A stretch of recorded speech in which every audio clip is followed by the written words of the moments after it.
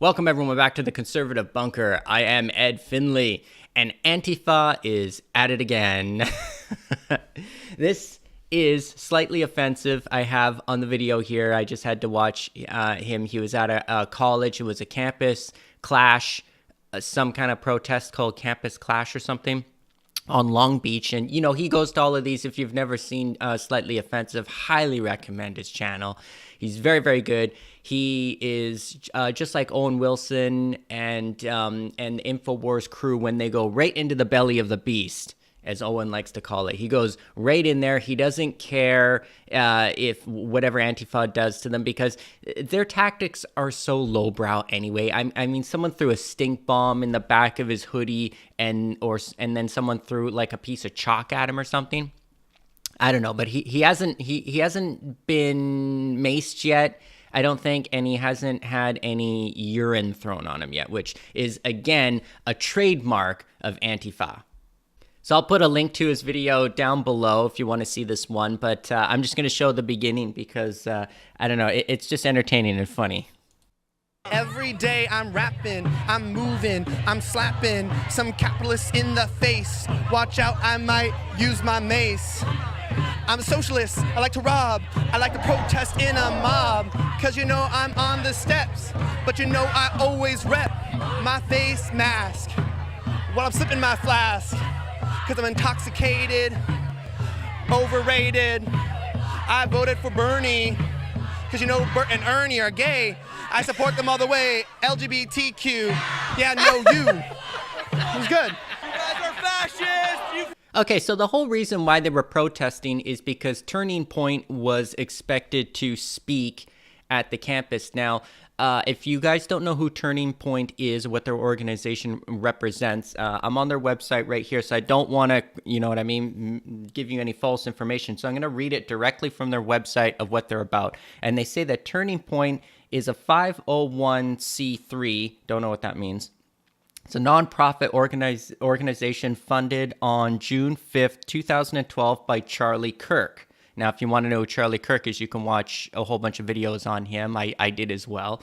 And the organization's mission is to identify, educate, train, and organize students to promote the principles of freedom, free market, and limited government. And then you can read the rest on their website. So it's a major conservative organization. I also, you know, they speak at a whole bunch of different college campuses. And right now it also says they have a presence on over 1,300 colleges. So I can totally see why the liberal college indoctrination and everything that they do don't want them to speak. So that's, again, the whole boring rhetoric of the leftists and Antifa especially, saying, oh, we don't want them to speak here because they're racist, they're bigoted, we don't want people that speak like that here. So it's their way, again, of shutting down just normal conservative speech, because that's what they always say. Are they really racist? You know what I mean? Are they really bigoted? Blah, blah, blah. I've watched Charlie Kirk talk a million times, okay? He's not no white supremacist. This is dumb. So onto the racial issues.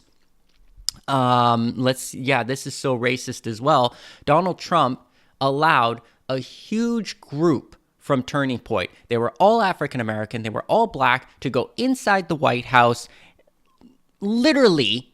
And I hate to use the word literally because the left used it so much, but they were literally face to face with the President of the United States. That, like, who gets an opportunity like that? That was a major, I think, again, I want to use the phrase turning point, because it really was, to actually be there and to listen to him. And Candace Owens was there. I listened to her. I love her. And Anthony Brian Logan was there, which I thought was really, really neat. If you don't know who he is, ABL is the name of his show. I think I'll put a link down below to him as well. I listened to him quite a bit. And he was so honored and humbled to be there. And I would be as well.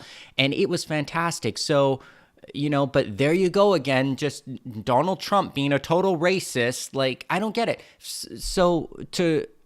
I don't even know if this is crushing the argument, but I mean, if the guy was such a racist, if he was such a white supremacist, if he was literally Hitler, Why would he be trying so hard? Like, why would he be doing all these things for African Americans, building them up, bringing the unemployment down, getting them jobs, tax reduction, et cetera, et cetera, et cetera. The list goes on and on and on if you want to look it up. Why would he be doing that? And that, I think, just crushes all the arguments, because the only answer you're going to get after that is filibuster, filler, and conspiracy theories. Oh, this is why he's doing that. He's only acting that way because of the planets are in line with Pluto, and he just wants to actually deconstruct the African American community from the inside out right after he builds it up.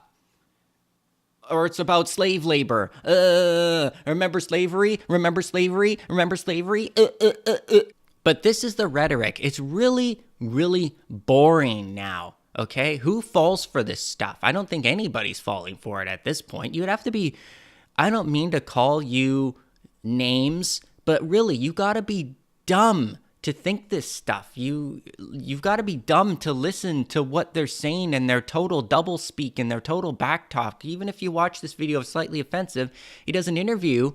I don't know if she's Antifa or just a regular dumbass protester. And she's just saying, yeah, what we need to do is we need to stop and we need to have like actual discourse with people who have opposite opinions of yours. And she says all that stuff. And then later on, she calls him a liar and a whole bunch of names and says that she doesn't want to talk to him or she doesn't want to discuss it. And everything that he's saying is being edited out and blah, blah, blah. So all of a sudden she doesn't want to say...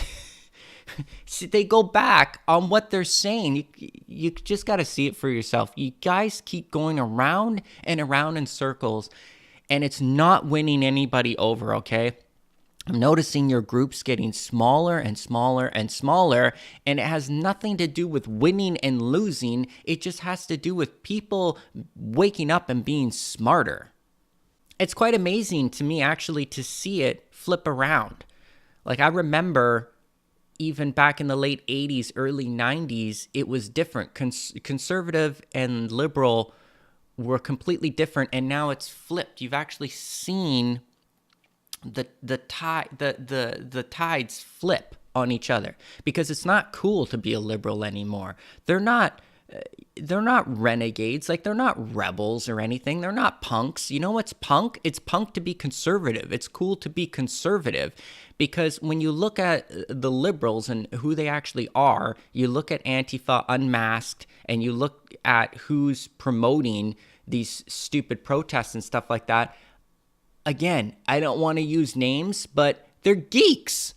They're just a bunch of nerdy geeks is all they are, And if you're a nerdy geek, fine, that's great. But if you're a nerdy geek who goes out there and protests like you're some badass tough guy, you're going to get your clock cleaned, okay? You're going to get a punch right in the nose, okay? And me, I'm not even a big guy either. People could say, oh, you're a beta male, you look beta because, oh, look at, I got these skinny arms and I only weigh 140 pounds.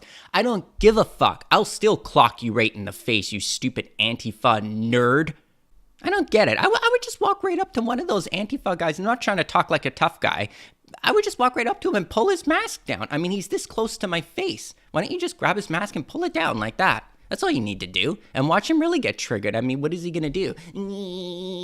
Try and hit me with a bike lock? That only happened one time, and that was from a professor anyway. No one really gets hurt. All they do is they just shout at you and yell at you. And that's why I like Slightly Offensive, and that's why I like Owen Wilson and et cetera, who go right in there, because they know that these guys are wimps and they're not going to do anything to you. The most they're going to do is put some urine on you. Oh no, you put pee on me. Oh, or they're going to mace you in the face. And even that's a rare occurrence. And then it's just like, oh no, you maced me in the face. Ooh, owie, my eyes are watering. Big deal. So that's all. I want to hear what you guys think about it. What do you think about the Antifa and these protests at the colleges, these liberal shutdown protests is what I like to call them. I call them anti-free speech protests at this point. It looks like they're getting smaller and smaller and smaller. More and more people are disagreeing with what they're doing because it doesn't make any sense. Or tell me, what do you think about the colleges? The scary part about it to me is that the colleges just roll out the red carpet for anyone who is a liberal speaker. I mean, I swear, if Maxine Waters or someone was going there to speak, they would roll out the red carpet for him. But anybody who's a conservative, all of a sudden, they organize these protests to be like, there's going to be violence, so shut it down. And then the colleges use that as an excuse to say, hey, we have to shut this down because the liberals are going to get rowdy, like the babies are going to start crying, so we have to give them a bottle or something. But I think it's all bull. I think they just use that as an excuse because they don't want them to speak there, because they are changing minds. They're changing minds. They're actually educating. They're opening up the closet, just like Donald Trump did when he became president. That's what I loved about him, I think, the most, is that he was just like, I'm opening up the closet on all of this, and I'm showing everybody the skeletons inside of everybody's closet. And they were like, ugh, and that's why they panicked, because they didn't want that to happen. They didn't want you to see the old man behind the curtain controlling the Wizard of Oz in the background. They don't want you to see that old man behind pulling the strings, It basically sounds like I'm talking about George Soros. But anyway, tell me what you think, and I'll see you guys next time.